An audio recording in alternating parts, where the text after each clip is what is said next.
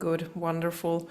So hello again, and a warm welcome to our webinar, Artificial Intelligence Meets Life Sciences, Novel Approaches to Healthcare and Drug Development. My name is Eva Gergely, and I'm going to be your host today. Even though there are still participants joining us, we are going to start, and the recordings will be made available after the end of the session. Today's webinar is already the third in a row of successful installments. Previously, we talked about the topics of customized AI, how to train your own large language models, and we talked about European AI applications, large language models for business. And all of these videos can be found on our YouTube channel. And likewise, as I said, today's session will be recorded and made available on YouTube. And you will find the slides on our website and on the event page. And now I'd like to say a few words about the organizer EuroCC Austria, which stands for the National Competence Center for Supercomputing, Big Data and Artificial Intelligence. And the Competence Center was established as part of the EuroCC initiative in 2020. And this initiative is one of the ways in which the European Union has invested in the development of a robust supercomputing infrastructure, with the aim to strengthen accessibility for research, scientific exploration, and commercial applications. And EuroCC Austria is only one of the competence centers across Europe. There are over 30 other competence centers, and they serve as a central point for businesses, academia, and the public sector, and offer technical expertise. They offer consultation services, they offer project support, training, and many other things in the areas of high performance computing, high performance data analytics, and artificial intelligence. So if you are joining us from Europe, I would highly encourage you to explore the list of national HPC competence centers and engage with them further. In today's webinar, we are going to explore the intersection between artificial intelligence and the domain of life sciences. And we are going to uncover how innovative technologies like artificial intelligence are revolutionizing healthcare and drug development. But before we begin, I would like to establish some guidelines for today's session. So we kindly ask you to please do not use any types of digital assistants today to represent you during the session. We understand that it's very convenient, but in some cases our speakers prefer not to be recorded, and there might be certain information or materials that may not be suitable for dissemination beyond the live session.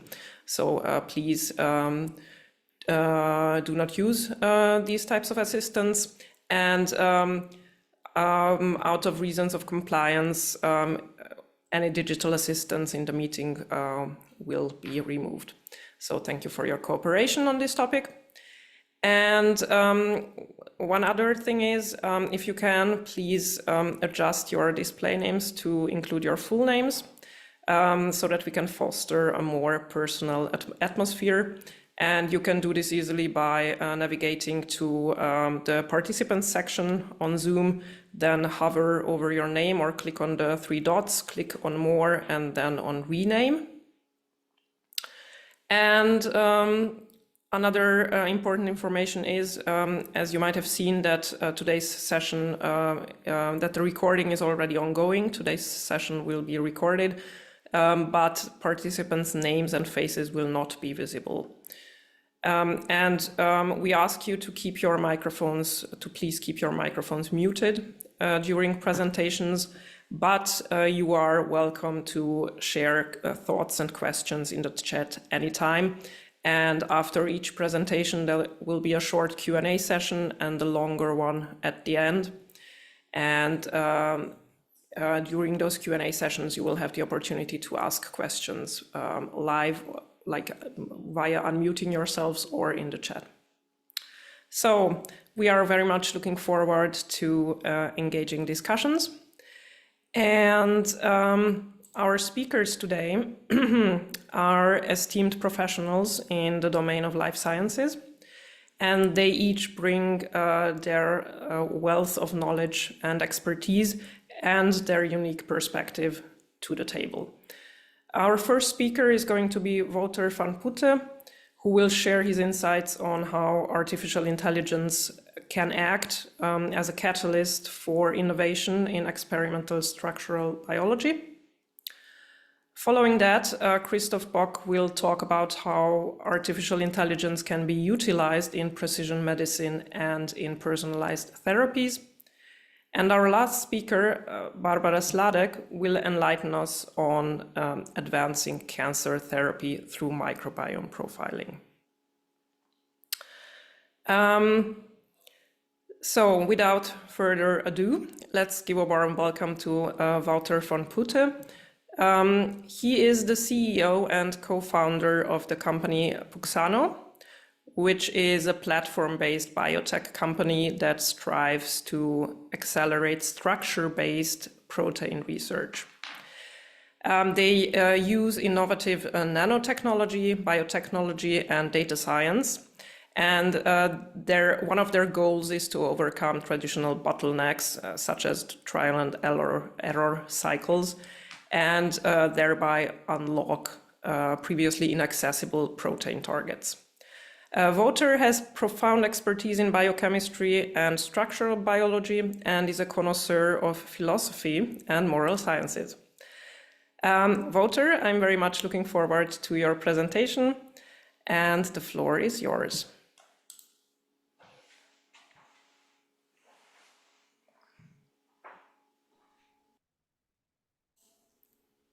Perfect. Don't forget to unmute yourself. All right. Thank you, Eva, for the introduction. So my aim of today for the presentation is to give you a bit how we have included different AI tools, public AI tools within our company, and how we provide services within the domain of protein design and structure-based protein research. And I hope it also is done in a way that it's easy for you or the people that follow this webinar to also dig in themselves and apply it to their own research. So let's go. So our company itself was actually founded now 4 years ago.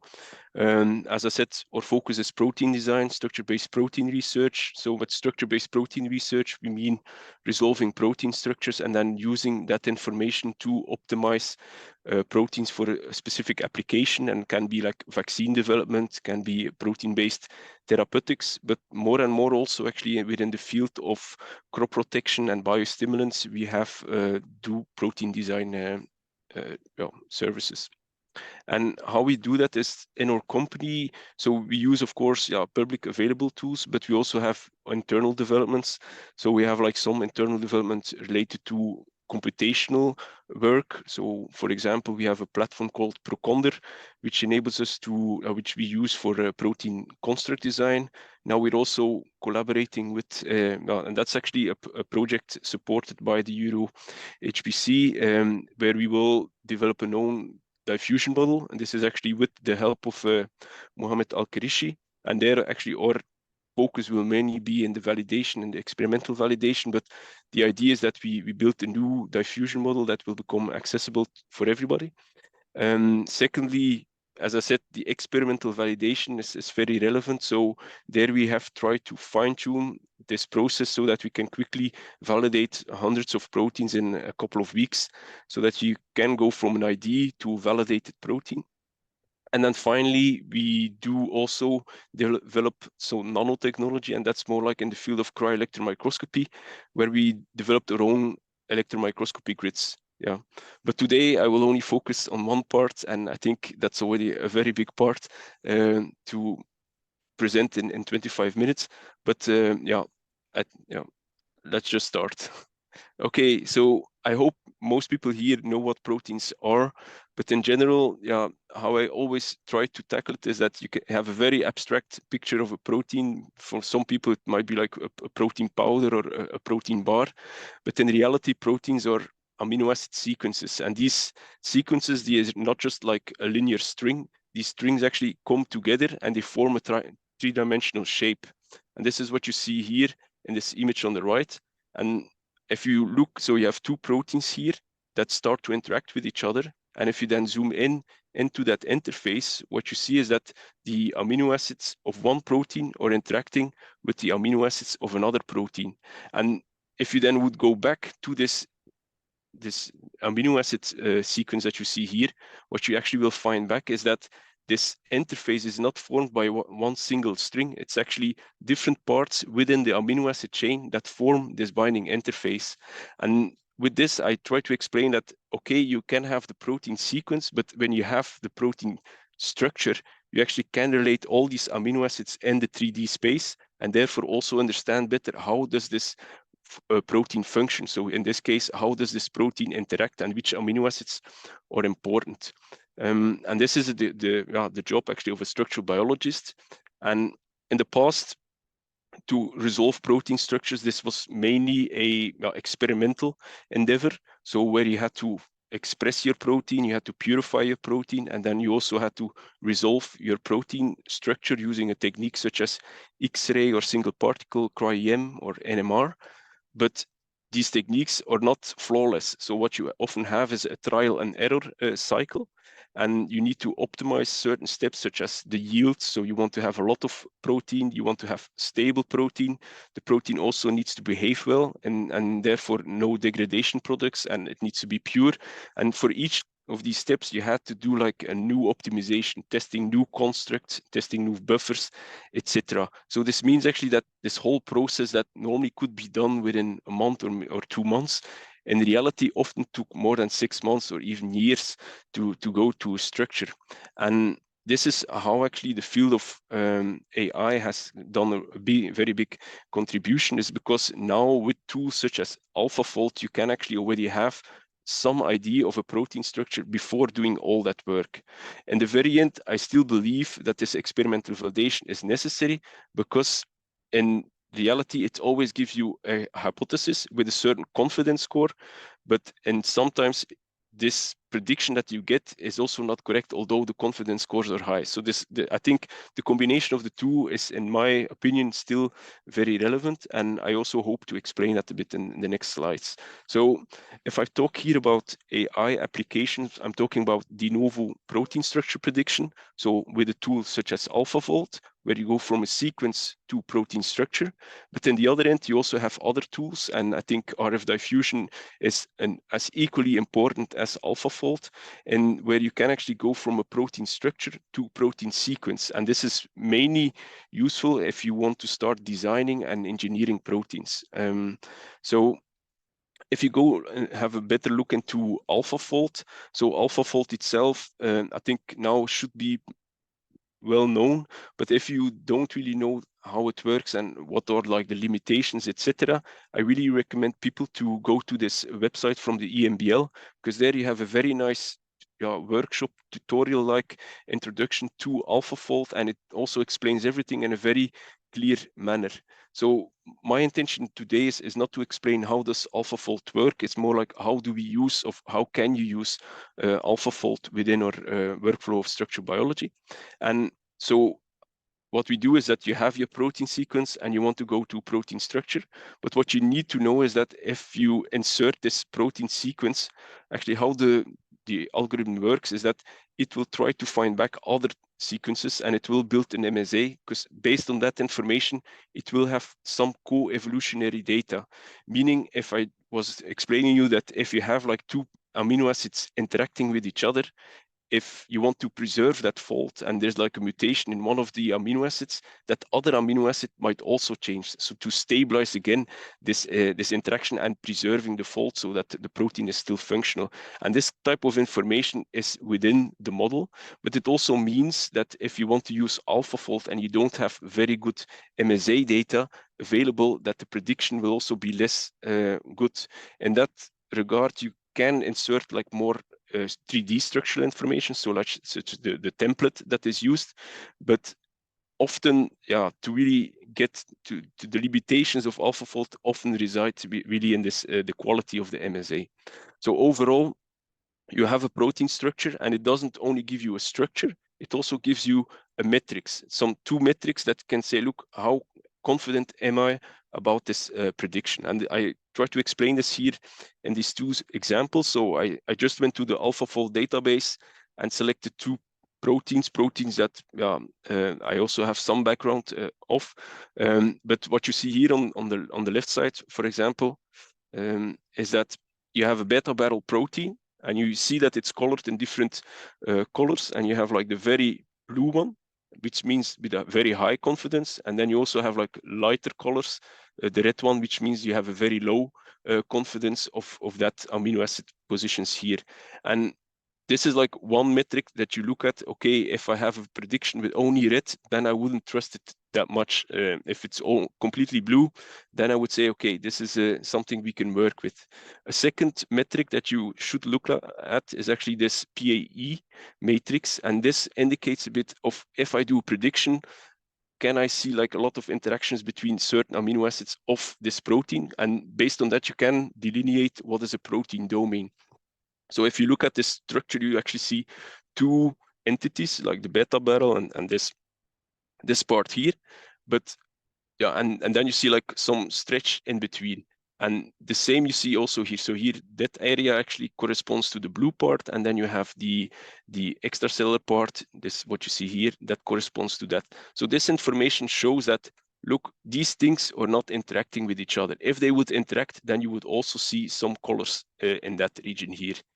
Now, one of the things that are also interesting to know is that if you go to the database, not everything there is perfect. So for example, if you want to express a membrane protein and there's still a signal peptide on it, in reality, the signal peptide is cleaved off. So what you see here is actually that the signal peptide is also predicted, and it's predicted as a very low confidence, but in reality, this is not there. So you need to know and understand a bit your sequence when you also interpret these different predicted maps.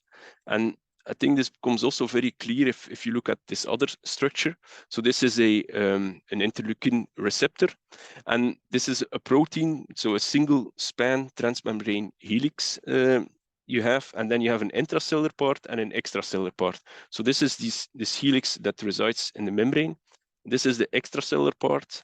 This is probably also a signal peptide that is still there. And then you have like this intracellular part. Now, it immediately should strike you that this is impossible. It's impossible that there's an interaction between an intracellular and extracellular part.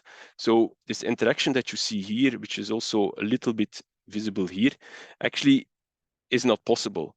So again, what the limitation that you have here in AlphaFold is if you have like different domains that cannot interact with each other because they are at different sides of a membrane, the algorithm cannot always distinguish that. And again, you need to be able to critically evaluate those structures with some experimental information. And there's like other things also. So for example, if you want to predict what is the effect of a mutation, with AlphaFold, this is more difficult. There have been publications where they try to do that, but overall, it's difficult. Or impossible. Yeah. The other one is like conformations. Most proteins have multiple conformations. They have an open state, they have a closed state. Within AlphaFold, you get a structure, but in reality, you get actually multiple structures depending on how many structures you predicted. And sometimes you can find back like the different conformations there. But again, in reality, you get one structure. So what I'm trying to say is that AlphaFold is very useful. It's very cool and very important. But in the other end, you still need to have your biological background to interpret these maps correctly. So how we use the AlphaFold within our company is actually at 3 different levels, actually at multiple levels than this also. But if you just look at these 3 categories, like one thing is if you have a new project, looking at the AlphaFold structure will always give you a lot of information. And it will give you enough information. Is this a very well structured protein? So if is everything nicely blue, or does it look like very disordered, very red colored? Then it might be like, there's like not a lot of information here, and it will be more difficult to work with. And yeah, that's like one way just to quickly have information about the target, and to assess, is it an easy or more difficult project, or at least how can I use AlphaFold information further downstream in my workflow, and how useful will it be? Yeah, so that's one way, and the other two ways I explain actually here. So within our company, we have developed this computational tool to predict or design protein constructs, and one of the available types of information that we included is AlphaFold, and AlphaFold gives you lots of information. Yeah, so first of all, you will have your 2D information, so your structural information, so secondary structure information. You have information about which parts form a domain. You will have information about which regions are potentially intrinsically disordered, because that actually corresponds often with the red color of confidence. You can also predict actually the exposure of cysteines at the outer which is exposed at the surface. So there's a lot of information there that you now actually can, just with one calculation, have access to. And this information is very relevant if you want to design protein constructs or want to design parts of proteins. So that type of information is very, accelerates the whole process of protein construct design. And this means actually that you will have more success in your protein construct design selection, meaning that you will have less constructs that you need to test, or at least that more of them will be successful, meaning that you will have more success in your expression and also in your production. So it will have a huge effect in your workflow, the time that you normally would spend in trial and error. Another approach, another way of using these AlphaFold structures is, once you have a low resolution map, let's say 6-8 angstrom, and you only have access to a alpha helical views, so a bit like what you see here. So this is always a bit a higher resolution. What you could do then is actually look at the protein structure of that was predicted by AlphaFold, and then try to fit in the two, and then you can actually validate, is this prediction of AlphaFold correct or not, or at least you can quickly try to build a model from experimental data. Now, in this case, this is only like one monomer protein in a map. But for example, if you have interacting proteins, so protein complexes, and you have these electron density maps obtained using cryo-electron microscopy, then actually it becomes more difficult to know where should I put these different complexes. And if you have then this AlphaFold multimer prediction, then actually it can help you very quickly to resolve, or at least make sense of this map. The other thing you could do is actually optimize the AlphaFold prediction, and this is what we did here. So you have a regular AlphaFold structure, we fit it in the map, and then actually afterwards what we do, you can use different tools for that. We use Isolde for that, but also Phoenix is able to do that, is actually you do a fitting of that model in your structure. And what you could do then again is actually you can use that optimized structure as a template to again feed it to AlphaFold and again optimize it. So there's a cycling that you could do using experimental data and AlphaFold predictions to make the AlphaFold prediction better and better, so you have a better model. So these are this is another way how AlphaFold can actually be used and accelerate your work within experimental structural biology. So as I said, there are limitations, and it might actually be that this presentation, once AlphaFold 3 is launched, that a lot of the things that I say will not be valid anymore. But at this moment, I can still say these things. But in reality, you can also optimize AlphaFold. So in the sense that you can go to AlphaFold database, you can use like a public Colab fold, or you can use like AlphaFold installed on one of the public clusters, or you can install it in-house. But once you have it in-house, you can also play a bit with how AlphaFold works. So you have like certain parameters, such as the recycling time, such as the number of seeds, and this also can be used to see can I converge it better? Can I, if I predict it a couple of times, will it converge? Will it go predict the similar structure? So this will also help you in having more confidence or having maybe some view on dynamics of the protein. But as I already said in the very beginning, how you can optimize AlphaFold the best is actually by improving the MSA. And if you look at the last CASP competition, there actually you saw that actually the best models were actually AlphaFold based, but where the MSA was actually improved, and there you had a tool, Deep MSA 2, that was used, and that's actually one way. Another way is actually when you don't have a lot of data or evolutionary data, but you have this data available, then actually you can expand the number of sequences that can be used to build a multiple sequence alignment. So that's also an approach that can help in improving your AlphaFold. Now, we are now talking about AlphaFold. Of course, there's also other types of models that have been developed. I think, CollabFold is similar as AlphaFold. OpenFold is also pretty similar, but the advantage there, and I will talk about that in my last slide, is that the OpenFold was actually developed with the idea to make it completely open source. So not only to use it, but also to retrain it. And this is one of the, I think, very big important steps of OpenFold, that it also provides models to retrain them. But anyway, so that's like 2 other models you could use. Another thing is you also have other models such as ESM Fold, such as Omega Fold, SoloSec, which is also from the OpenFold software suite. And if you combine these different tools, you can also again see, okay, how much can I trust these predictions? So I did this here also for a beta barrel, and you see that in most cases it looks very similar, but then, and especially here at the extracellular parts, where you have like probably more flexible parts, there actually you do see some differences. But for example, what people say is that the moment you don't have enough MSA data to switch to models such as Omega Fold or ESM Fold, and this is like one of the reasons why it might make sense to also test these other models. There's also other things you can do with them, but let's keep it to that. And another model that people should also have a look at is the EVU model, which is not a protein-based model, but a DNA, whole genome model. But it's also very interesting to see how this is now also becoming available. So I would also recommend people to check that model. Okay, so this is everything related to going from a sequence to a structure.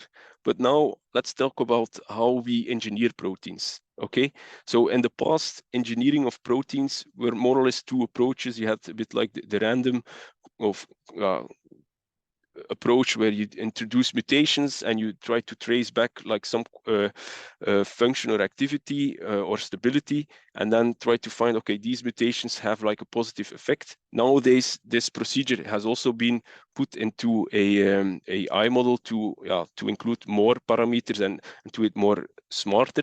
But in reality, that's like one approach. Another approach is the structure-guided approach. That's like the approach that we used in the past, and there you have already an idea of, look, this is where the interaction happens. If I want to strengthen this interaction, then this is the area I need to focus on. And this means you also need to test less because you're more focused in your design approach. Now, these 2 approaches have one thing in common, is that the original protein sequence is still the main part of your the protein that in the end will be engineered. While in the new approach, in the diffusion-based approach, there actually you can actually generate a completely new protein sequence, but you have like some conditions. So in most cases, what you will do is that you will have like the areas of interest you will preserve, and then actually you will let the algorithm develop a completely new sequence. And this can go you can do very exciting stuff with that. So I'll try to explain that here.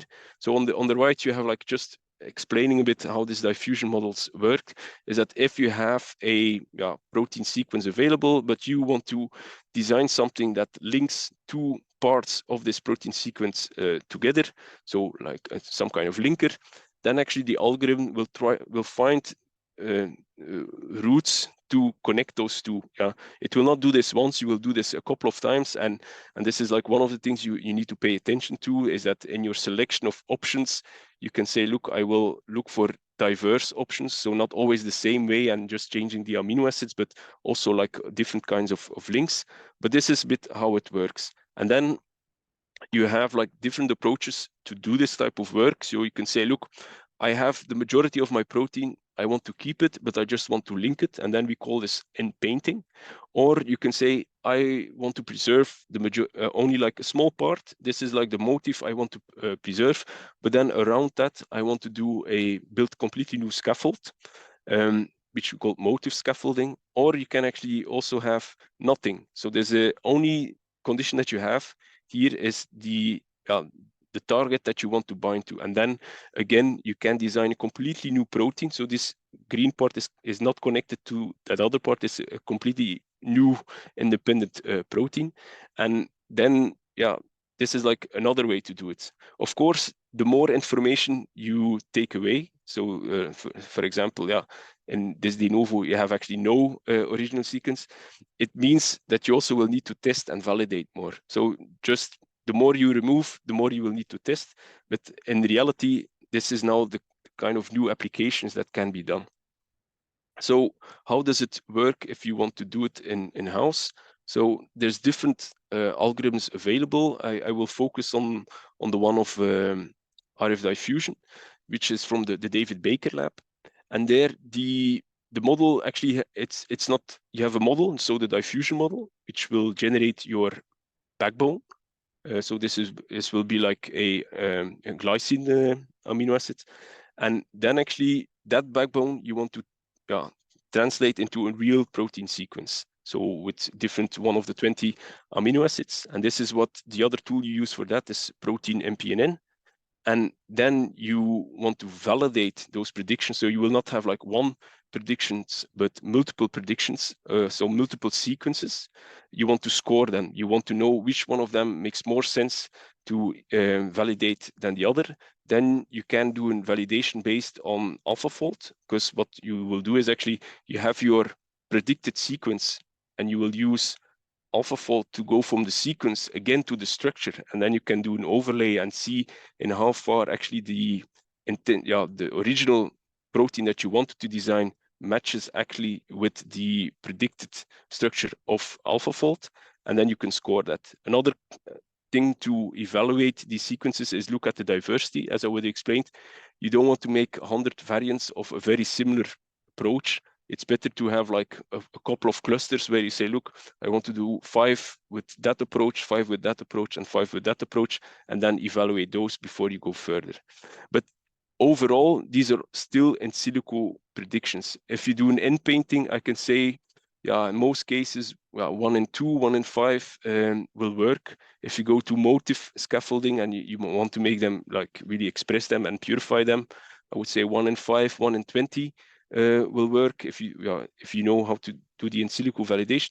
And if you want to do binder design, then it becomes way more complex. We haven't done that, but in the literature you see that it goes sometimes to 1,000 options that you need to test. Now, within our company, we have established this high throughput platform, so we can do like this 400 proteins in 2-4 weeks. But it's also important to have it. Yeah, as I said, the main what at that moment, if you really want to test hundreds to multiple to thousands of proteins, then actually the cost of your DNA synthesis is also relevant. Yeah, so overall, experimental validation is very relevant if you want to set up this kind of way of working. And yeah, it also means that you need to think of how can I do this faster and how can I reduce the costs as much as possible. I think today having protein expression, protein purification, more or less in a multi-well plate procedure, that this is more or less, I think, established, and people, it's not 100% established, but I think it's definitely doable to do. But then again, you will still struggle a bit with the gene synthesis to lower that cost. Yeah. So overall, yeah, this is a bit like if you want to implement diffusion design, please take into account you have different models, but also your experimental validation is very relevant. And also for the models, maybe that's something else I need to tell, is that you have RF diffusion, but actually for each type of design capability that you want to do, like I want to induce symmetry, I want to do a multi-scaffolding around an enzyme, then actually you have specific models for those applications. So it's not like one model that does everything. You also have like specialized models. And for example, what we are doing within the new Genie training will also be like with the focus on a certain application. So, and this is again illustrating a bit like the relevance of not only being able to use models, but also being able to train models. And I think this is a very important discussion. Okay, so the nice thing about this approach is that you have the ability to do completely new things. And I think, that's why I say, for me, diffusion based protein design is as important as the de novo prediction, although AlphaFold, as you have seen, is also used here. But it's really true that you now can do very crazy stuff. Yeah. So I give you some examples. So this is like in the past, if you wanted to design binders, what you often did is antibodies, nanobodies. You insert it in an organism to create these sequences. But nowadays, if you can do that computationally, it has a huge advantage in speed and also in just the burden of for the animals. Yeah. A second thing is you can design pH sensors. So you can design proteins with a certain function yourself, which is also very cool. You can design proteins as a building block to develop like cargos for cargo transport. So this is what you see here. And there's lots of things that now are being evolved. Like this is not completely diffusion based, but there was also an interesting paper from the group of Bruno Correa at the EPFL. And there they were trying to make like soluble versions of membrane proteins, which is also very useful as a screening technology. So this is also actually something we are working on within our company. So we're working on making multi-specific binders, and then also the use of membrane proteins, making it more soluble so it's more accessible for high throughput screening. But as I said, these are really new applications and it's very exciting to use them. So overall, I hope I could show you a little bit of how AI can be used within the field of structural biology, not only at the very beginning, but also at the very end in your structural validation. And at the other end, also that the use of AI for protein design is very, very exciting.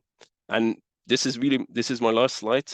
So these design capabilities also give us, of course, negative things that people need to control. So there's definitely discussions about, if you can easily design new proteins, you also can easily design new toxins or new viruses. You also can insert this in organisms and then have questions related to biodiversity. But I think for me, as a spin-off company, also the idea of IP becomes very important. If you have patents that don't really well describe how it works or structurally how these two proteins that have been described to have a certain function, that nowadays you can actually use these kind of tools to circumvent some of these patents. So I think that's definitely some of the things that people need to look at. And then finally, and this is a bit already discussed during the presentation, if you want to use these technologies, so there's different ways, or you develop them, or you just want to retrain them, or you want just to use them. But nowadays, what you see is that actually most of the models are limited to using them, not really to training them. And like the OpenFold consortium tries to counter that, but I think there should be, I think also within Europe, we should think about setting something up like that. Not only because of that, but also because actually in Europe at this moment, we don't really have a lot of expertise in this. If you look at all the models that we use, most of them are actually developed within the US, some in the UK and some in China. So I think because of the big impact that you can have with this technology, not only in health, but also in food and sustainable industry and biosecurity, it does make sense to really think of how can we within Europe have like a stronger position in that. And so if people want to discuss about that, because we're setting up like an initiative around that, please don't hesitate to contact me. And yeah, that's it. That's the presentation. Thank you. Thank you so much. That was wonderful.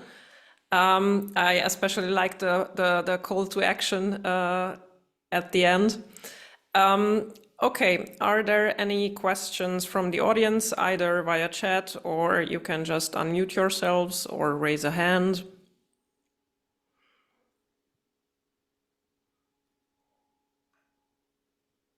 Is there anything else, Wouter, that you feel was not part of your presentation that you would like to elaborate a bit more on? Well, yeah, as I said, today my idea was mainly to focus a bit on the publicly available models. And yeah, I think, yeah, so I hope that people at least understand them. And if they have like questions related to where can I find that or how to do it, yeah, they should not hesitate to contact me. Or I can maybe also, when the presentation comes online, put like all the different references clearly on the on the slide, so that people can read up about it. But yeah, for the rest, I don't. I would like to have questions, but if people don't have questions, we can go on. I think. Yeah. Thank you. I think that would be very generous of you if you could provide more information on the slides, or additional information on the slide. Yes, please. There is a question. There is a raised hand. You would need to unmute yourself, bottom left corner of the screen, and then you can just speak up. There we go. Hello. Hi. Hi, thanks very much for the hosting, and Wouter, thanks very much for a really good presentation. There's a lot in there to be creative and have fun thinking about, so thank you very much.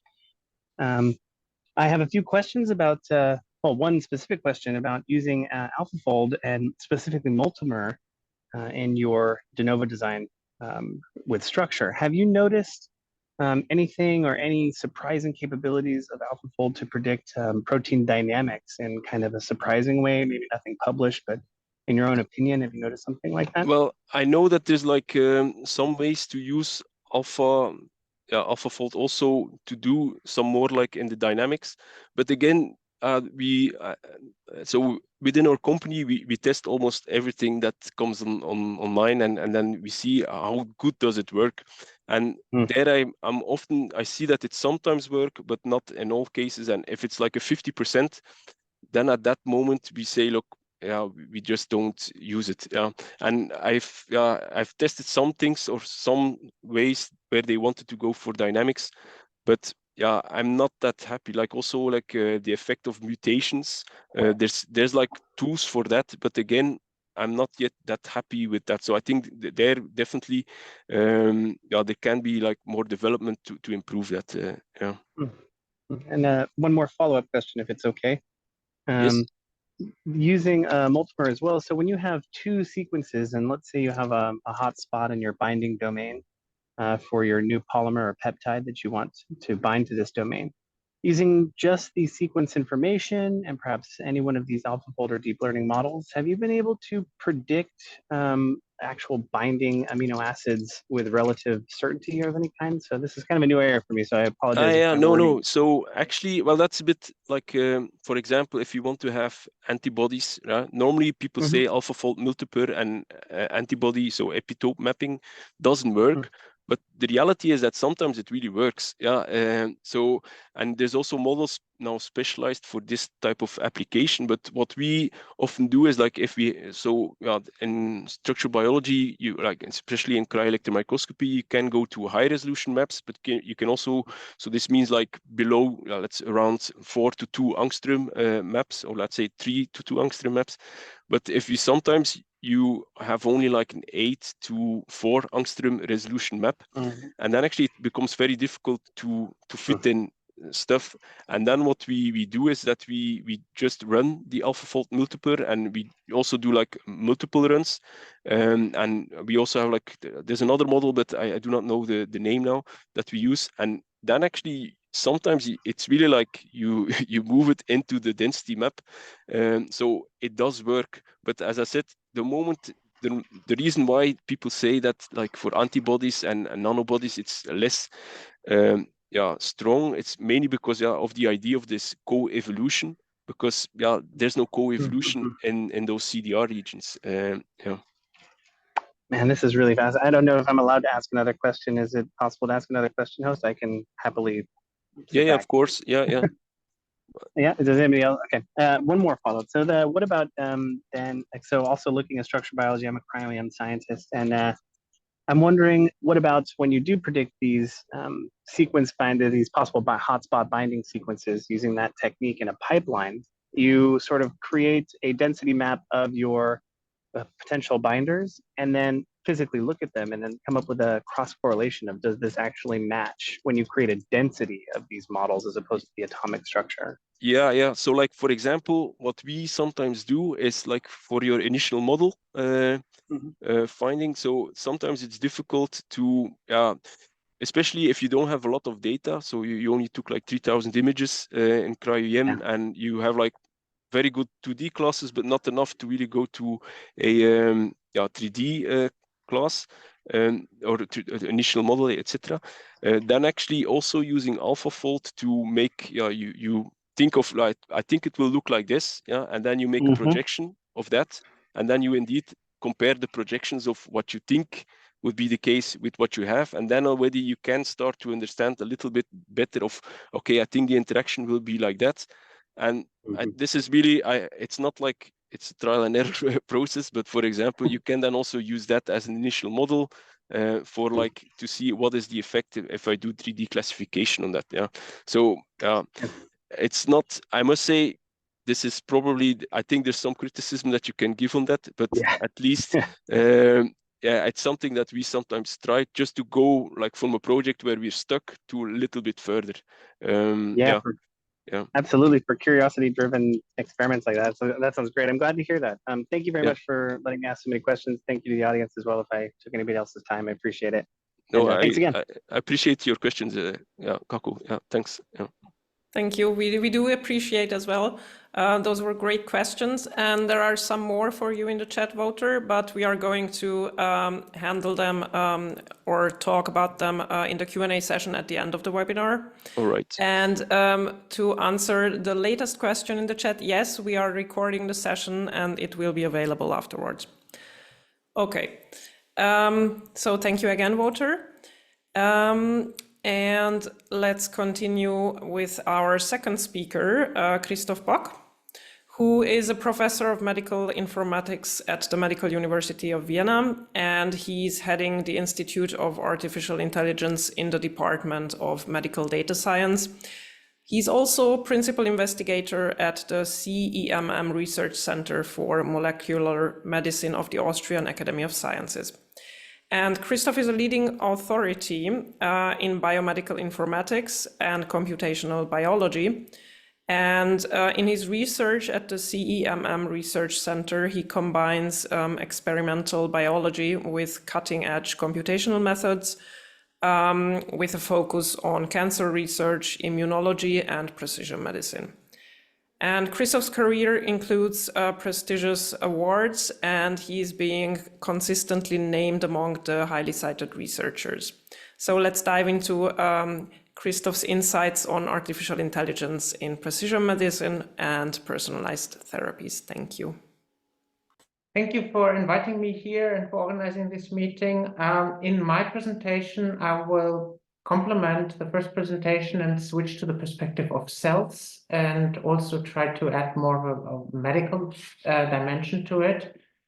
Just a few words of introduction. I'm a computer scientist by training, but over the years have become quite biological in my focus. I want to give you a feeling in my talk what it means to do artificial intelligence in a medical and biomedical focus context, where quite a bit is also about understanding the underlying diseases, the underlying biological topics. So if there's one recurring theme, it would be that biology or biomedicine is not something where you can just apply tools, but it often requires a lot of back and forth between biological understanding and computational modeling. But before we go into details, more generally, what can artificial intelligence do to help improve medicine? And medicine is kind of a latecomer to profit from AI technology. And one of the reasons is that medicine, obviously for very good reasons, is a highly regulated endeavor, where kind of move fast and break things is not really the way how we do medical research. It's a very systematic, very cautious, very well-documented way of working. Nevertheless, there is a lot of inspiration we can take from fields where AI is already having more of an impact. From manufacturing, it's really this automatized robotics that is also spilling over into medicine. Finance is really this monitoring, constant life action, life decisions, etc. Farming, that's my question to you. What can we learn for medicine from farming? Education is quite clear again. Medicine is very much practiced, taught by doing it. The medical university teaches many doctors for the Austrian medical system here in Vienna. In smart cities, medicine is something that is being delivered not by a single monolithic entity, as we often see in tech, where everything is very concentrated on kind of integrated firms, but it's health is delivered in an ecosystem of various interacting partners. So as a kind of the challenge in medicine is to find the right pace of going forward. A lot of medicine at the moment is still just using tools developed for other purposes in the context of kind of the, not really medical care, but kind of around medical care. So for example, ChatGPT, GPT-4 are quite widely used as kind of alternatives to Google search when medical doctors have to look up important knowledge from the literature. For example, when treating patients with rare diseases, where they might not have had the necessary depth in their clinical training and need to read up when they are confronted with an individual patient. Obviously, a lot of this is kind of, can you just give a first layer of information, like Wikipedia gives the first layer of information, but needs confirmation in the primary literature before that can be used in the clinic. Now, this very cautious approach to using AI in medicine that we're seeing at the moment is kind of paralleled by non-traditional players taking a much more progressive approach with inherent risks. For example, I want to give an example here from the US, where a non-profit foundation that provides kind of non-professional mental health support and counseling, a little bit similar to Telefonseelsorge here in Austria. The idea that you can connect people who want to discuss their problems, but may not necessarily have or need kind of a full-blown clinical psychiatrist supporting them, that you can connect those to volunteers and let them chat with them in a kind of semi-controlled fashion. And what this foundation tried out, what happens if you use ChatGPT, or in that case it was GPT-3, for this kind of discussions with people seeking mental health support online. So how it worked is that GPT-3 was proposing answers to questions received from kind of the kind of customers of this service, and then the volunteers who provide the mental health support would decide if they use that answer suggested by GPT-3, or they adapt it, or they answer themselves. And then they did a validation, and people, kind of the customers of the service, didn't like the answers better or worse than the answers of real human beings, as long as they were under the assumption that these were real answers by real people. But the moment they were told that this was actually a large language model answering them, they didn't like it, because obviously the reason for them to use this service is to find kind of a human connection. And if that turns out to be simulated by a text-based language model, that's obviously very problematic. In particular, so as some of these people who seek mental health support there might have suicidal tendencies, depression, other type of factors that you wouldn't want to risk making them essentially the subjects of kind of uncontrolled experimentation. So kind of between this very cautious and the certainly too risky approaches that I've outlined here, medicine needs to find a way to really make artificial intelligence useful for tackling kind of both the mundane and the complex tasks. And probably the mundane tasks that I have here at the top of the slides is where AI is most likely to have immediate impact. It's things like running a physician's office, scheduling appointments, filling prescriptions, documentations, archival, those things that have to be done in medicine and at the moment take time away from medical doctors doing what they're actually supposed to do, which is talking to the patients and diagnosing diseases, suggesting treatments, etc. So these things, kind of the more AI can help here, the better.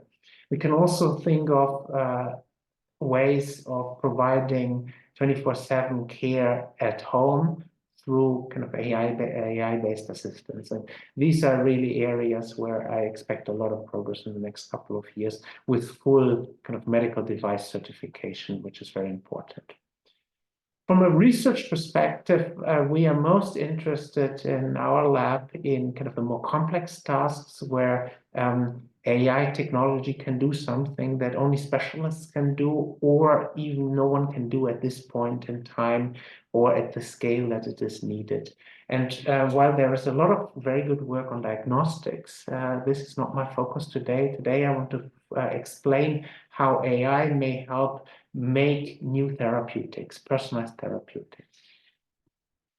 And to do so in almost always in biomedicine or in medicine, if you want to do drug development or therapy development, you need to go to a level of quite fundamental biological understanding. And in this case, our lab focuses on the role of epigenetics to regulate immune cells. Epigenetics is kind of this kind of second code of the DNA. If you have the DNA sequence being kind of the one-dimensional code underlying everything, and then you have kind of the higher level structures in the nucleus where kind of 2 meters of DNA in each individual cell are kind of packed up to this kind of highly convoluted package that the chromosome constitute the chromosomes. And then in between we have something like so if you can consider the 1D genomic DNA sequence as the genomic hardware encoding kind of with the genes, encoding the proteins, and then this kind of 2D level of epigenetics you can think of as an access control software that allows cells to, or the body to control which cells are allowed to use certain genes. Because as a highly multicellular organism, obviously our heart, our brain, our liver cells, they all use different combinations of genes. And often it is quite detrimental, even causing cancer, when a cell upregulates genes that are not fitting for its cell type. So this epigenome provides kind of a way to chemically mark parts of the genome that are essentially forbidden in a given cell type. This is why I call it an access control software. And what is very interesting about it is that it reflects the developmental history of the cells, its present state in the tissue and the environment, as well as its future potential and ability to react to challenges such as infections. Every one of us kind of as a fertilized egg starts off with a clean, sweet, clean epigenome, which makes a lot of sense because the epigenome is adapted to environments over the environment over kind of the lifetime of a human being. So you want to really wipe this kind of adapted state out in the embryo, and then cells can differentiate into different lineages: the blood, the brain, the liver, etc. And every step closes off other options. And then at some point, the cells in the tissue, they are really sitting in these networks where they are interacting with their neighbors, and we need to figure out both the past, like how cells became what they are, and the present, how the environment around them triggers certain inputs and certain cell behaviors, to be able to predict the future and to really build a computational model of how cells act and interact. And during this phases of differentiation, when cells react to the environment, to pathogens, or it might even develop a cancer. Modeling this is the basis for customized, personalized cell-based therapies that are really on the horizon at the moment. So this is what our lab is doing. We use a combination of experimental and computational methods to try and dissect this epigenetic history and developmental potential that these cells carry. And we focused initially, as part of the International Human Epigenome Project and the Blueprint Consortium, a large EU funded initiative, we focused on the blood, the hematopoietic lineage, because our body produces many millions of blood cells every hour, and those blood cells have many different functions. They provide kind of basic control against debris of cells and pathogens in the body, but they also provide this highly adapted immune system of T cells and B cells that kind of learns patterns of pathogens. And what we demonstrated here in a pilot study is if you do DNA methylation profiling, so if you analyze the epigenome of these individual cells, cell types in the blood, you can reconstruct through computational inference the developmental history all the way back to the stem cells that give rise to the kind of all the blood that we have in our body. And this tool to really use epigenome profiling in together with kind of cellular lineage reconstruction, we can apply now to diseases. And we can connect it with the current cell state in which these cells are. And I want to introduce here, to kind of illustrate what we are doing, a disease to you that is called sarcoidosis. You can see it here on the top right. It forms these patches of immune cells in the skin, and unfortunately also sometimes forming in the lung, that essentially are kind of inflammation, sites of inflammation that do not go away. And kind of to introduce to you to the biological cause of it, I show here an example of tattoo-associated sarcoidosis. You can see this type of lesions, this type of kind of inflammation under the tattoo here, or kind of over the tattoo, if you will. And how does this come about? So tattoos, I don't know how far you are familiar with the biology of tattoos, but basically when a tattoo is being made, color particles are injected quite deep into the skin, and they are eaten up by macrophages, the big eater cells of the immune system.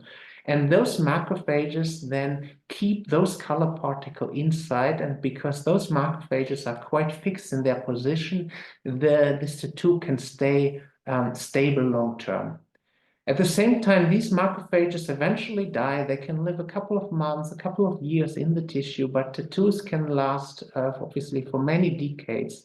So whenever one of these macrophages breaks apart, the debris, the leftovers of the cell become kind of available in the tissue and are eaten up by the next generation of macrophages. So it's essentially a kind of a long string of, or a long chain of macrophages eating these particles time after time that keeps the tattoo stable.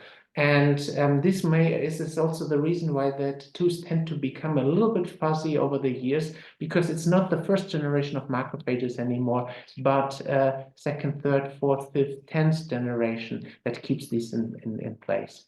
And this is all great, but sometimes, very rarely, for reasons we do not understand very well, one of these macrophages, when eating these particles or passing it on to the next generation, raises an alarm. And this kind of essentially raises an alarm that a foreign particle is here that could be harmful. And the immune system reacts quite rapidly to it. It comes in T cells, other cells of the immune system, and it leads to a response of the body trying to encapsulate what is being perceived as dangerous. That is a reaction that is well established in tuberculosis, for example. So if you have kind of a strong infection of tuberculosis in the lung as a way to cope with the disease, so-called granulomas are formed. These are essentially kind of the same type of patches that try to kind of protect the body from the bacteria that are not possible to extinguish. But here, obviously, in tattoo-associated sarcoidosis, it totally doesn't make sense.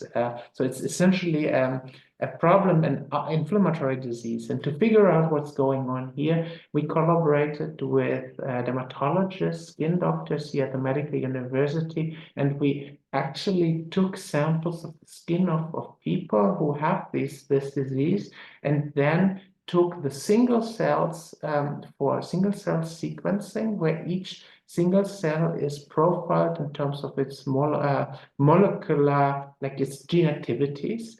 At the same time, we use a very new and exciting technology that allows us to take kind of microscopy images with molecular information inside. And then we try to put together the single cell and the spatial perspective into like a 2D model of what is happening inside these granulomas, these inflammatory lesions.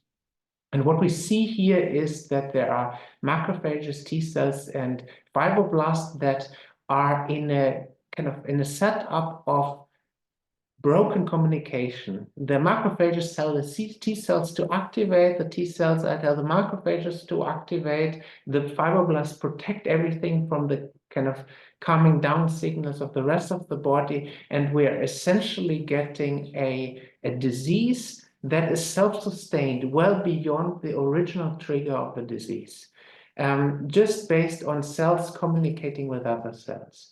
And that gave kind of the hope that perhaps with a drug, we can interrupt this kind of miscommunication, and repurposing an existing drug, sirolimus, our clinical collaborators were indeed able to kind of break this vicious cycle of miscommunication, and in a small number of patients kind of cure or at least resolve some these lesions in sarcoidosis.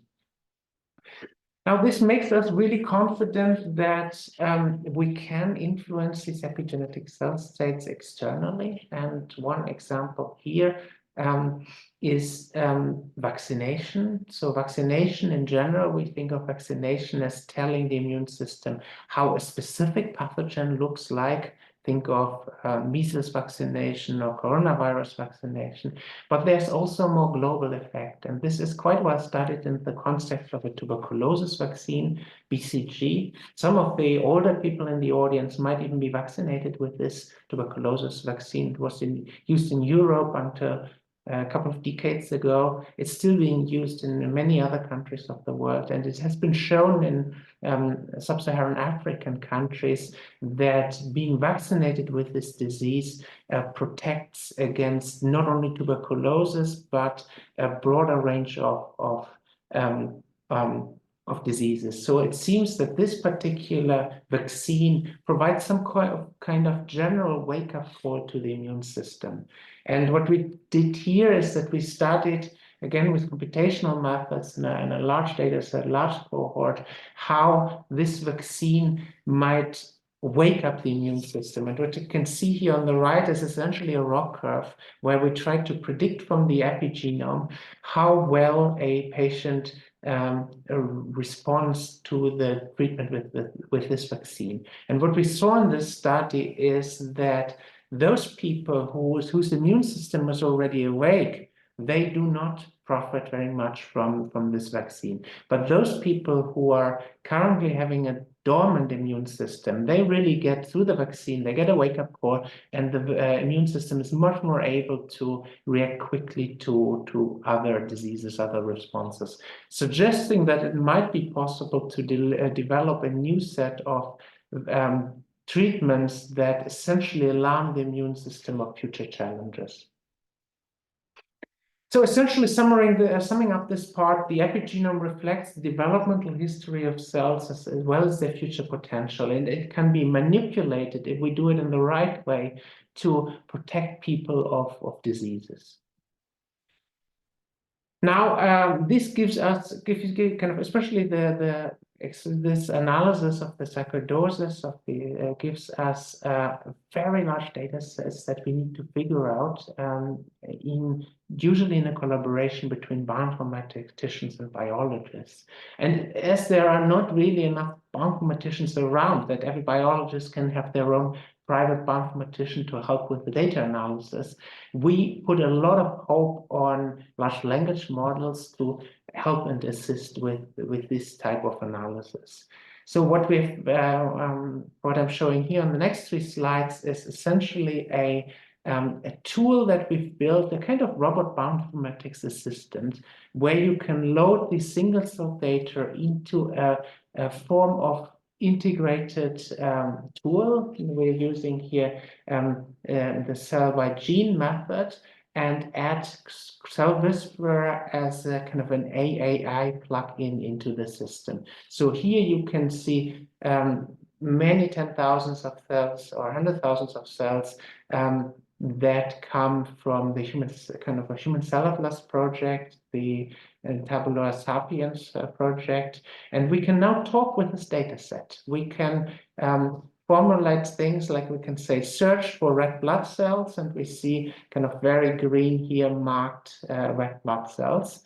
That sounds like a relatively simple pre-coded query, but it's really the kind of, there's a full large language model behind it. So we can not only say kind of show us the red blood cells, we can also like, actually I pointed wrong way here. The dark blue, these are the red blood cells, and the green ones, they don't look like red blood cells. So we can also make a circle around these and then click on describe those cells, and then the system says, as the selected cell, so I say, kind of describe me those cells that are encircled here, and then the computer answers the selected cells are epithelial cells from the kidney, especially from the cortex region.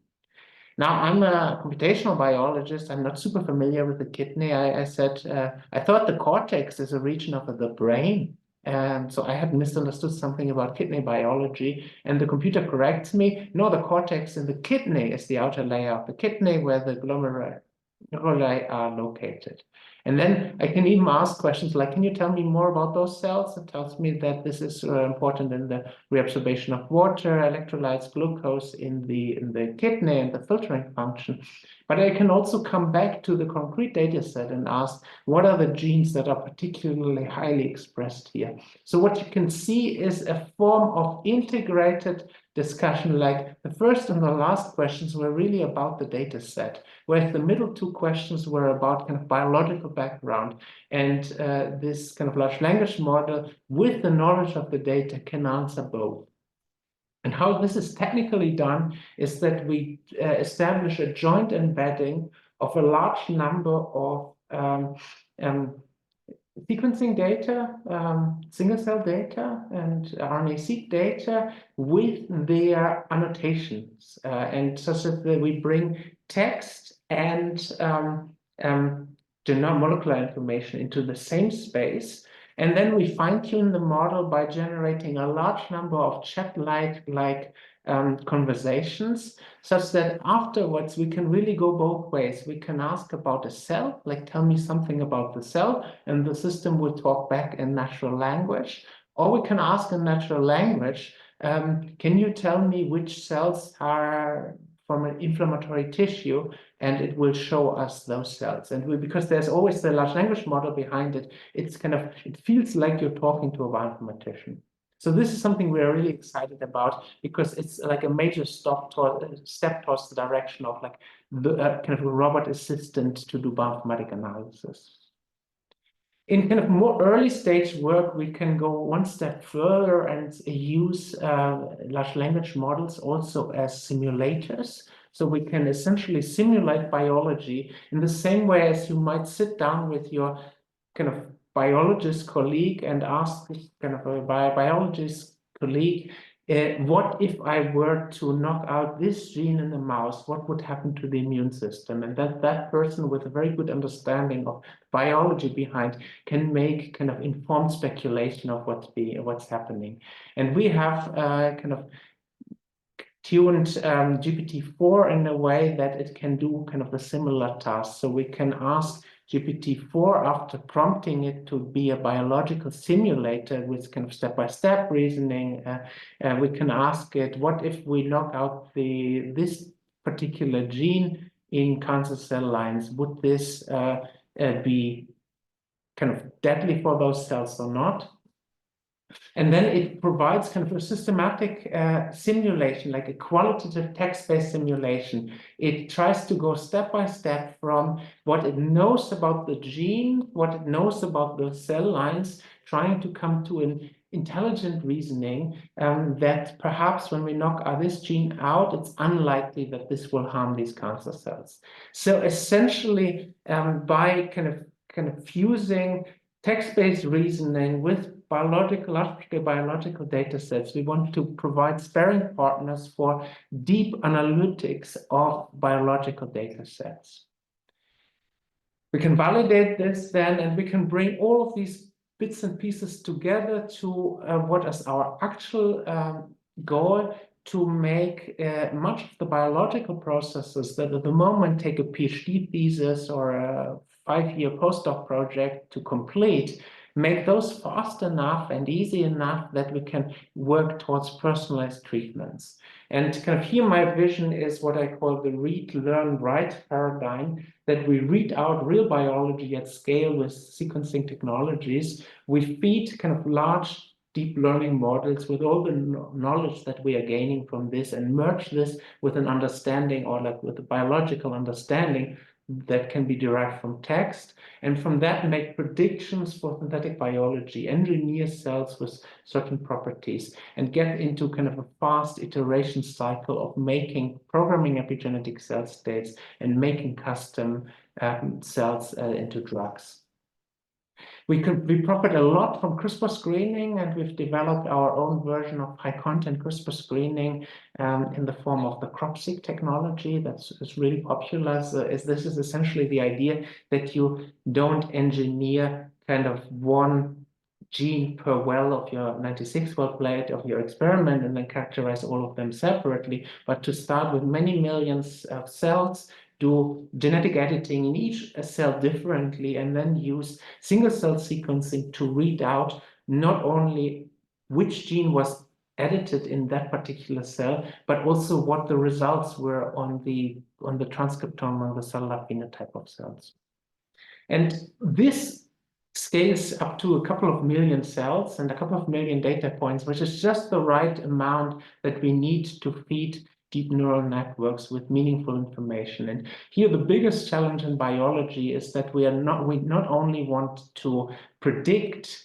Prediction is not good enough in biology. In biology is almost always about understanding and also intervening, counterfactuals, causality, etc. So what we did here is we showed that kind of inside the deep neural network, we can kind of remove all the knots and replace them by knots that have a biological interpretation, essentially resembling the calculation, the biological computing inside cells with signaling pathways, with transcription factors, with regulatory networks. And we can learn an interpretable biological network straight on kind of these biological, like with the tools of deep learning.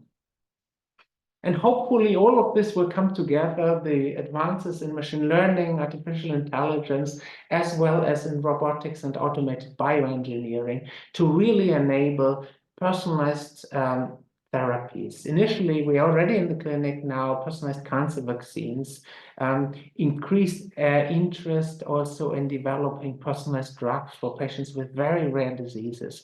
But ultimately, kind of the idea that we need to empower university hospitals for those patients that where no other treatment is really feasible to try and customize therapies. And there is proof of concept that this might indeed be possible. So this is our goal, really, to utilize machine learning and its convergence with bioengineering to make patient-specific therapies.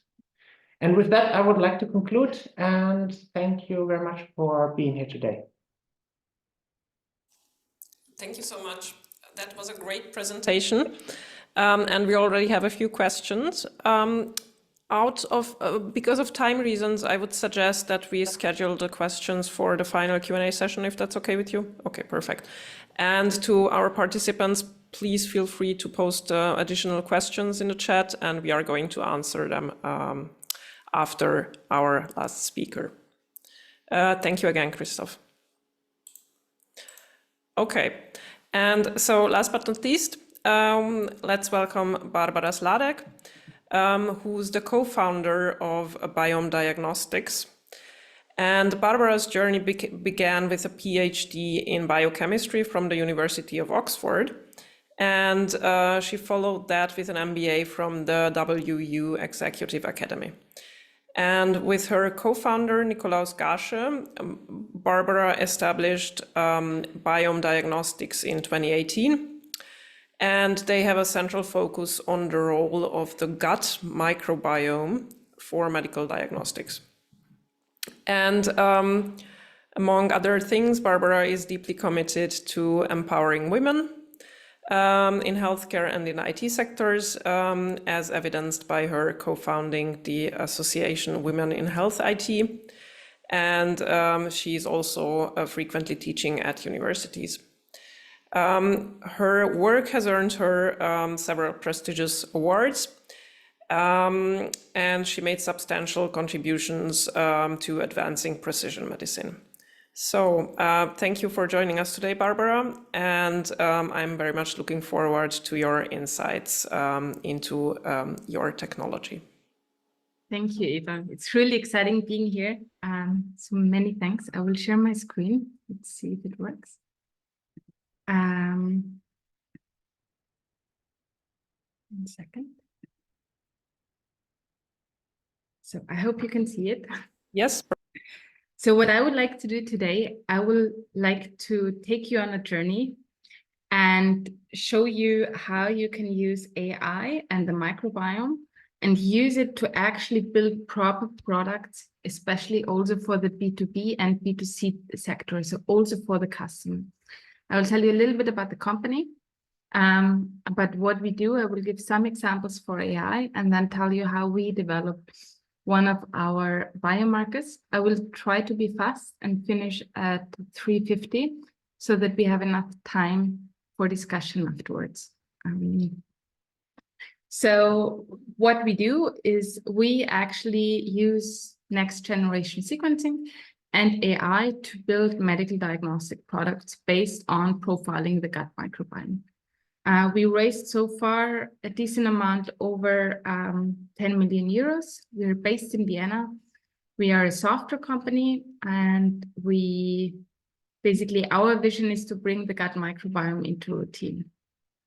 We are based, as said, at the River Gate in the heart of Vienna, which is nearly impossible to see when you look at this building.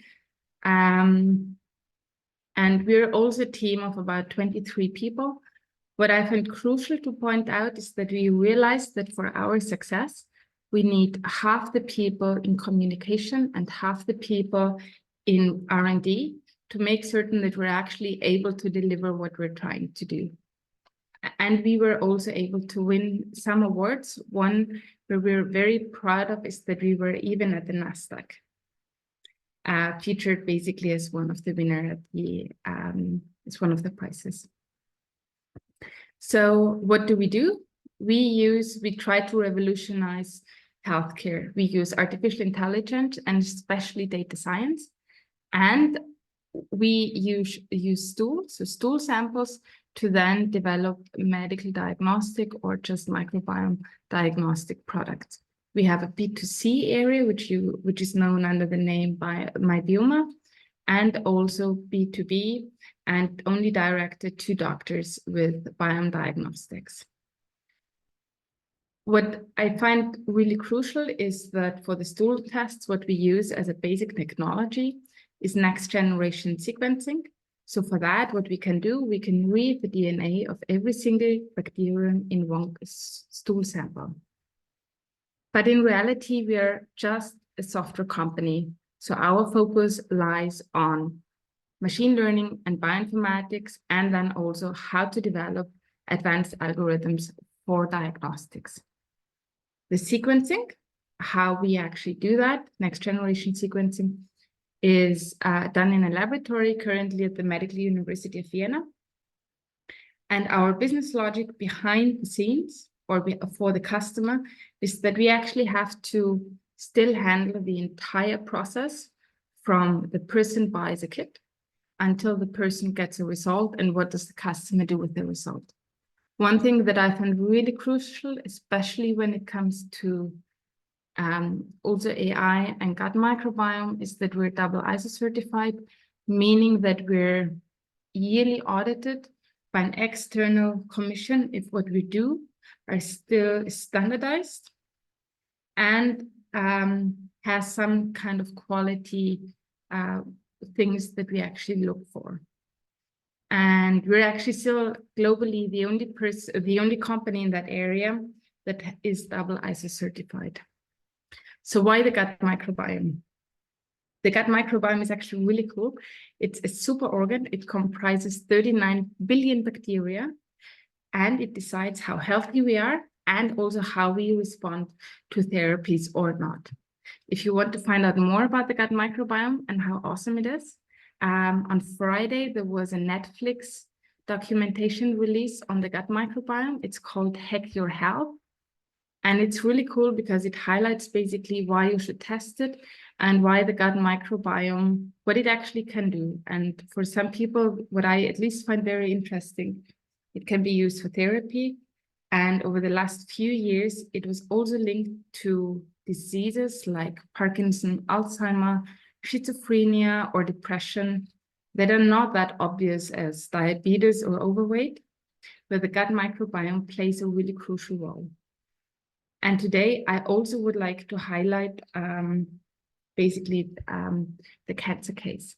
One thing as well is 70% of the immune system exists in the gut, which is the crucial underlying for being able to respond to therapies. What we have done, just a step backwards, because that is really important as well to understand the story.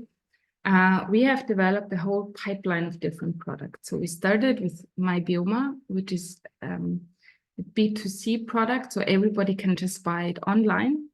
It's a high-end scientific analysis of the gut microbiome, where you get a result at home.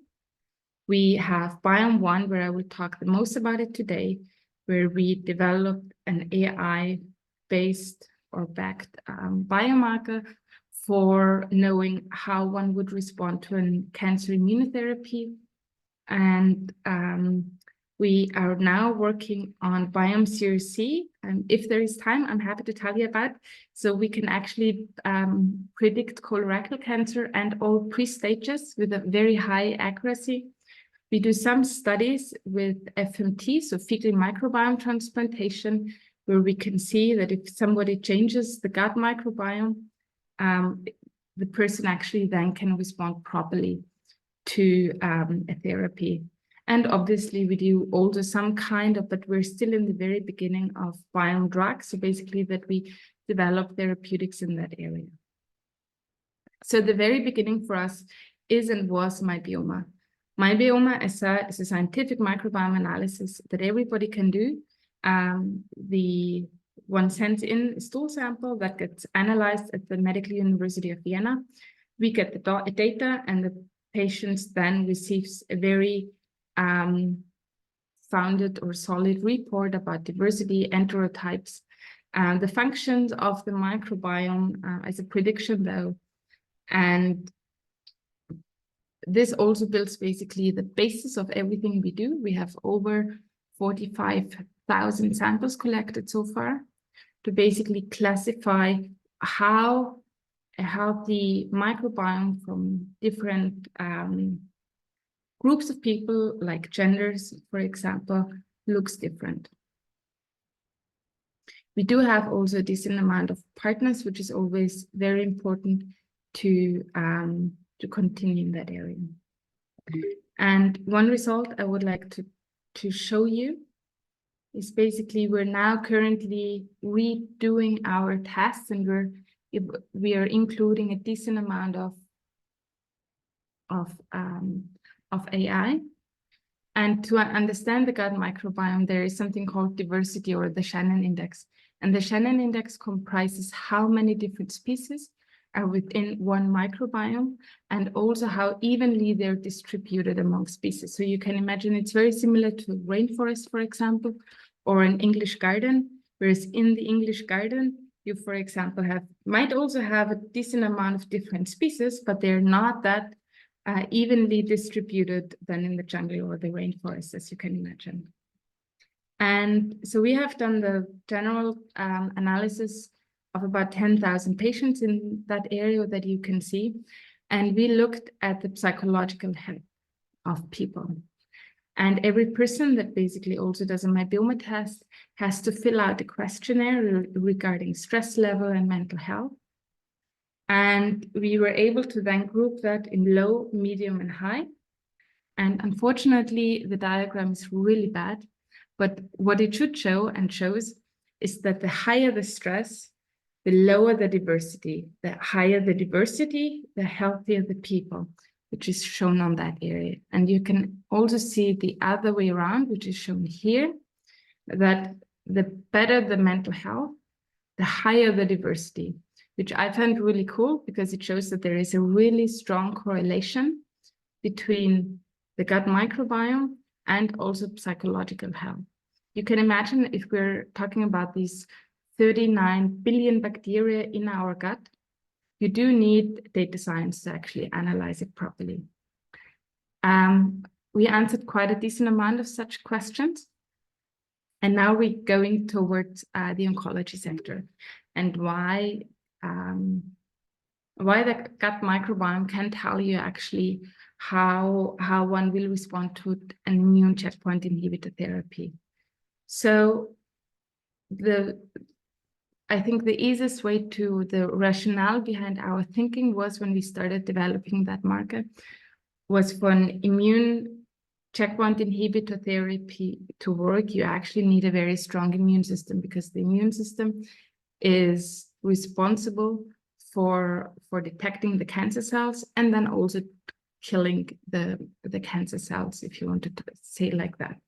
So we said, well, the healthier the immune system, the better you will respond to the immune therapy because the immune system will be able then to basically understand and see the cancer cells.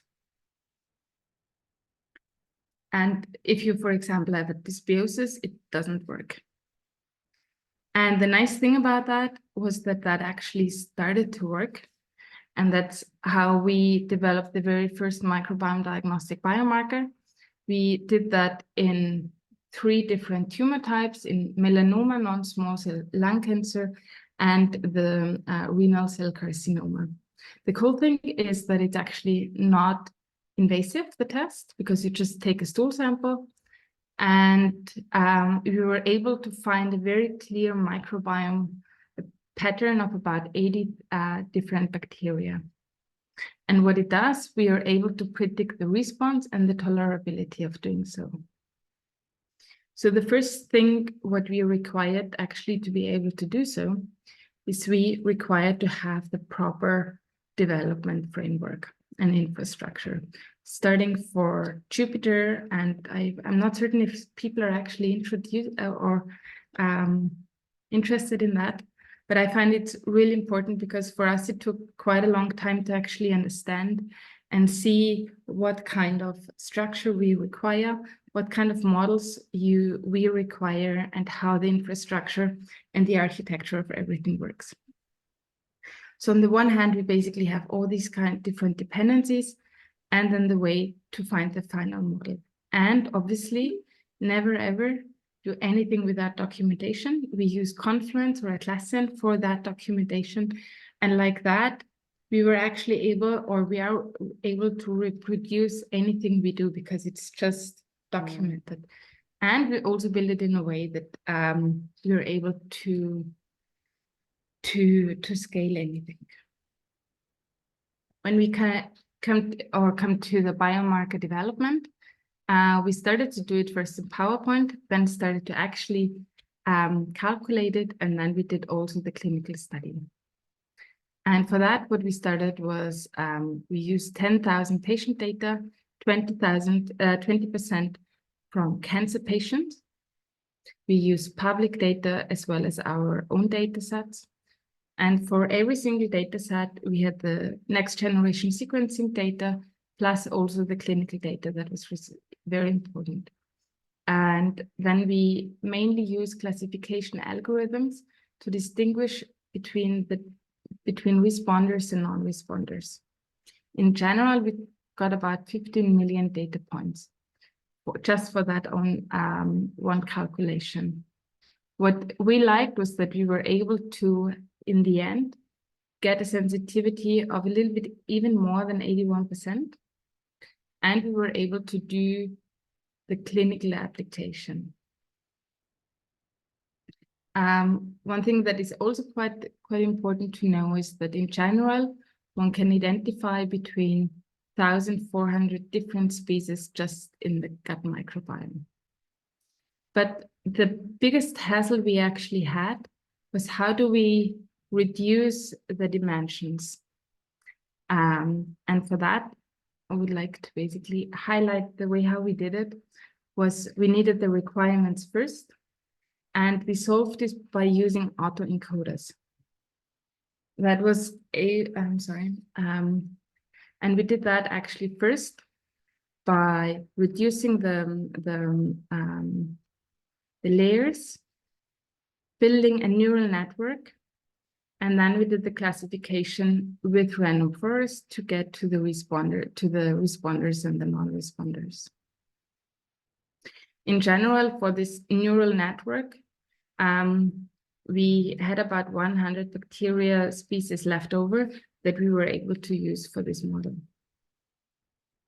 The next step was that everything we did, we obviously also need to verify. So we did an longitudinal analysis, and we had our own validation study for the gut microbiome, for basically Biome 1.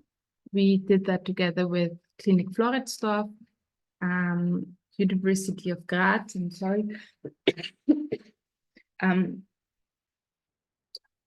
Innsbruck, and the Medical University of Vienna. I'm sorry, I really need to cough.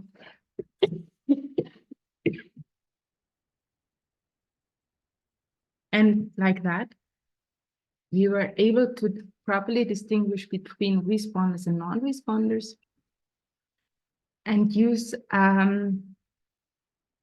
very sorry, and I'm sorry. Don't worry, take your time.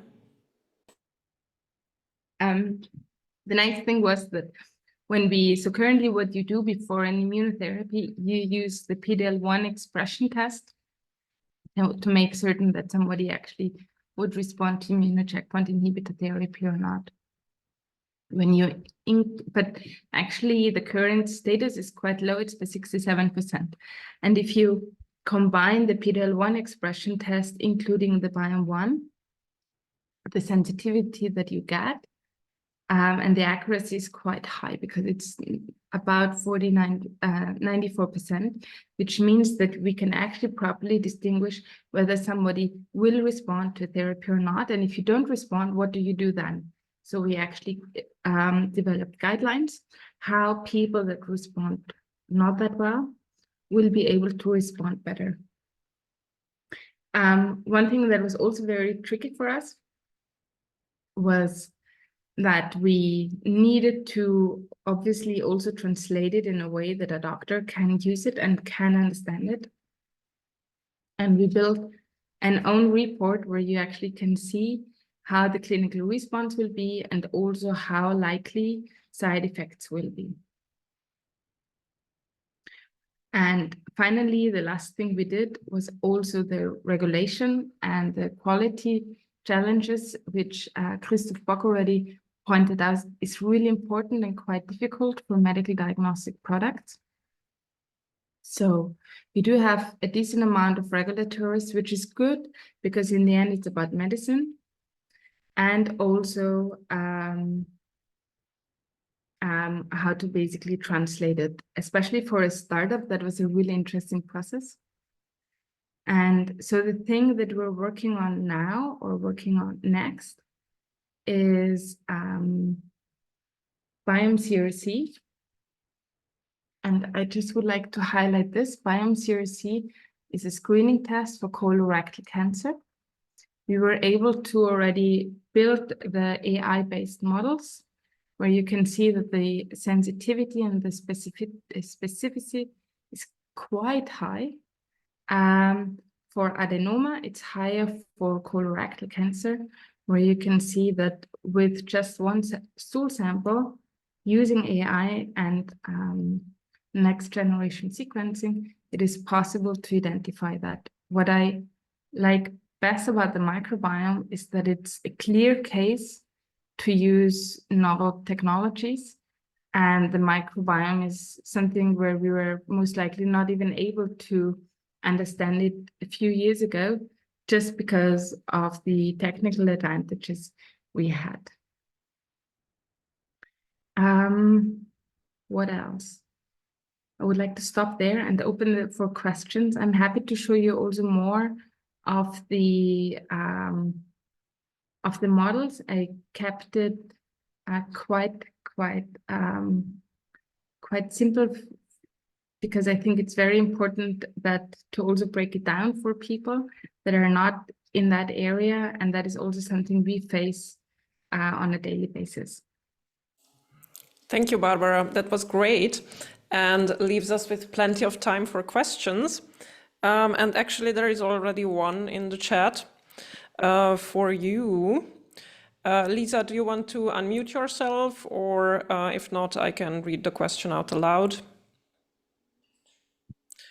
Yeah, so Lisa says, thank you for the presentation, very interesting. The microbiome changes with age. The older we get, the higher the proportion of anaerobic microbiota, and the intestinal wall will also become permeable.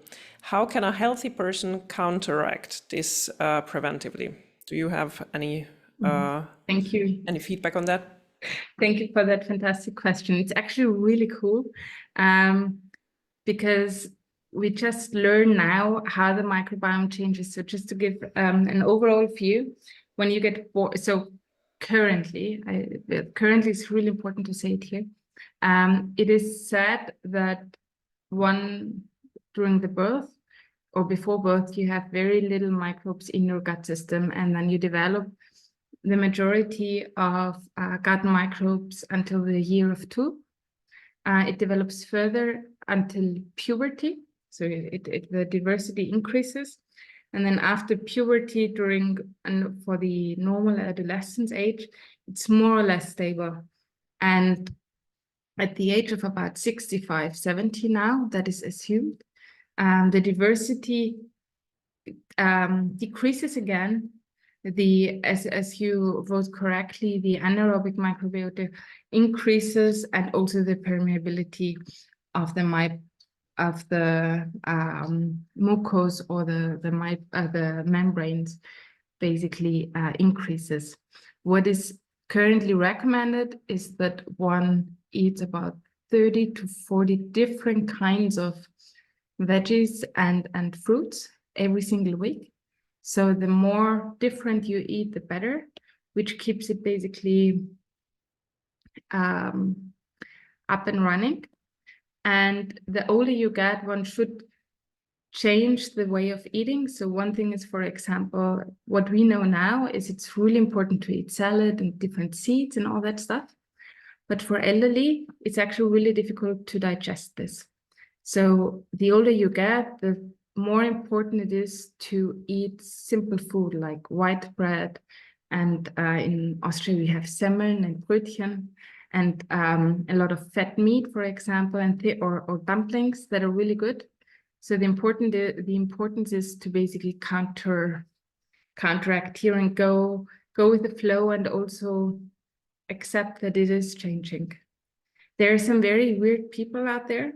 They try to change the microbiome with fecal microbiome transplantation. So they eat the stool of a different person just for the purpose of longevity, so that they stay longer young.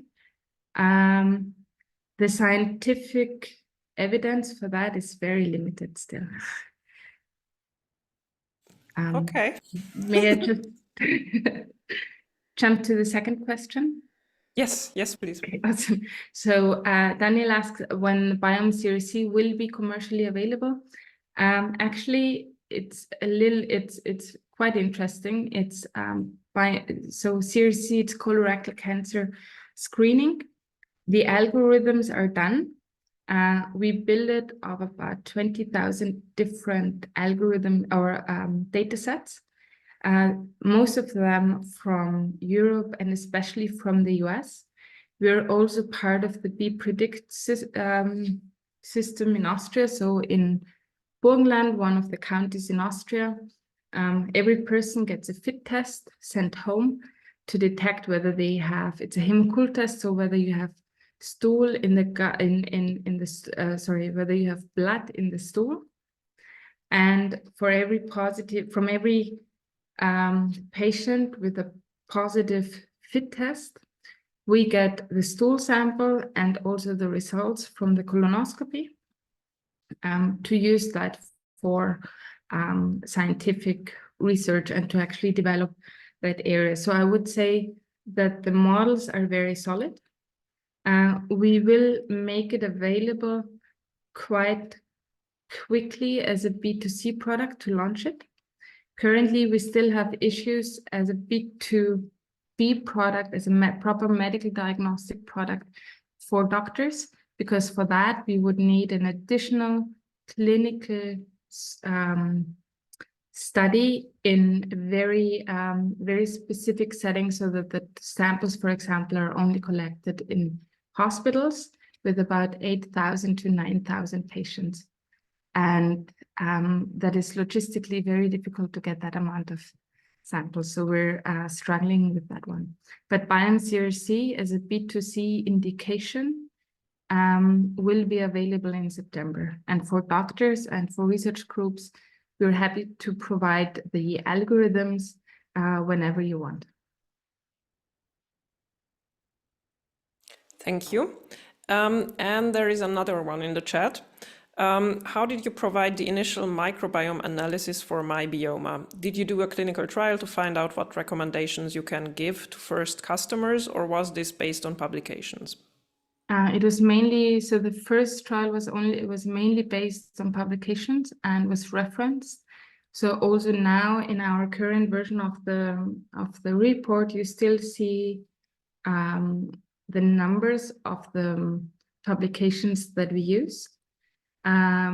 We're advancing now because of the data that we have, and they're now based, most of the models, just on ML, on machine learning.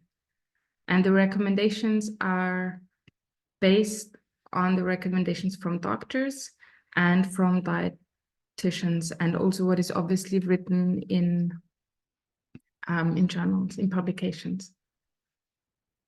Thank you. The questions are pouring in. There is a message regarding Biome CRC. In order to make Biome CRC predictive enough globally, do you need to train the AI that you're using? Are there continental differences in the microbiome? So regarding the global spread of your target groups. Thank you, Irene, for that great question. Actually, there are huge differences. It's really cool. We see the differences between genders. So the microbiome of a female is different to one of a male. We see difference where the people live. So in terms of if they live, for example, in a city or in a rural area. And we see large differences when it comes to continental changes. So as an example, Japanese or Chinese people, Asian people quite often eat very different to Europeans. And this nutrition obviously changes the way of the microbiome, and also there are huge differences. We see that the European and the US microbiome is quite similar, especially also in Saudi Arabia, for example, in Middle East, there are also quite large differences. Very cool, thank you. Are you, just out of interest, are you how do you handle these types of differences? Your focus, I suppose, is on the European market. Well, so that's the nice thing, and at least for me, the really cool thing about the gut microbiome. You really need data science, and you really need, it's such an amazing case for AI, because the brain and we cannot actually handle that information, but just building a small model is enough to basically be then able to differentiate. I do have to say the very important thing is most of the data comes from the questionnaire, so it does make a difference. So we, to some point, have to trust that the people give us the right data. One awkward thing that we sometimes have is people like to test the microbiome of the dog and the cat, and they just send it in to us. And so it's very important to actually also have a lot of data to make certain that such differences, they don't occur, or we just can basically, they're eliminated. Okay. The pathogens? Sounds of a kind of like an interesting approach to just test the microbiome of the pets. Okay, I'll talk to you about that later. There is another question in the chat from Lisa. For some axis disease, high bacteroids is beneficial. For other health axis, high bacteroids is pathogenically associated. How do you handle this in your report, or how should patients handle this information? So pathogens, or the interesting thing about the gut microbiome, it's very similar to for us to a city. You need all different kinds of bacteria, and there are very few bacteria that are properly pathogenic. Like there are also in a city, like let's say Vienna, you have a lot of different kinds of people, but you only have a very few murderers or pathogens, so bad people. And the very similar thing is in the gut. Most bacteria are really good, and there are not that many bad ones. And bacteroides, for example, are, I agree, they can either be on the positive or the negative side, but in general, if they're roughly balanced out and if the right amount of them is in the gut, that's the best thing. So it's always about the mix and about having the balance. Perfect, thank you. And Wouter is right on time. Christoph, can I ask you to turn on your camera as well? We can just do a bigger round, thank you. So thanks again for all of your presentations. And there are some remaining questions that I'd like to address. I'm going to start with Christoph and then proceed to you, Wouter, if that's okay. Yes. Christoph, there are two questions for you. One of which is where you got the high quality of data to train your model. because essentially, as a difference to ChatGPT, who simply makes up, or in some cases, like makes up answers, you cannot afford that. So what was your approach? Yes, we are lucky that in the field of genomics, broadly genomics, there is a very strong tradition of data sharing. When you publish in a journal, you need to make the raw data available, and you need to provide meaningful metadata. And there are very large data sets, including the GEO database, but also for bulk transcriptome data, as well as single cell data sets that are reasonably well curated and reasonably well annotated. They are not free of garbage, but the garbage percentage is much, much lower than if you just kind of pump kind of random internet information into a system. So, and what's particularly valuable there is this pairs of molecular data and matched molecular data and matched textual data.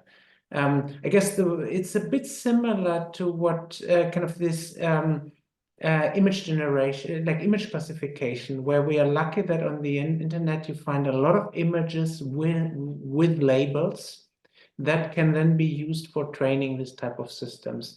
And we are we have the advantage that there's even a process of curation here, done by the community that we can build upon. That sounds great. Yeah, proper data management is very important. Thank you. And then there is more of a biological question from Lisa. If epigenetic marks are removed in early embryogenesis, how does transgenerational epigenetic inheritance occur?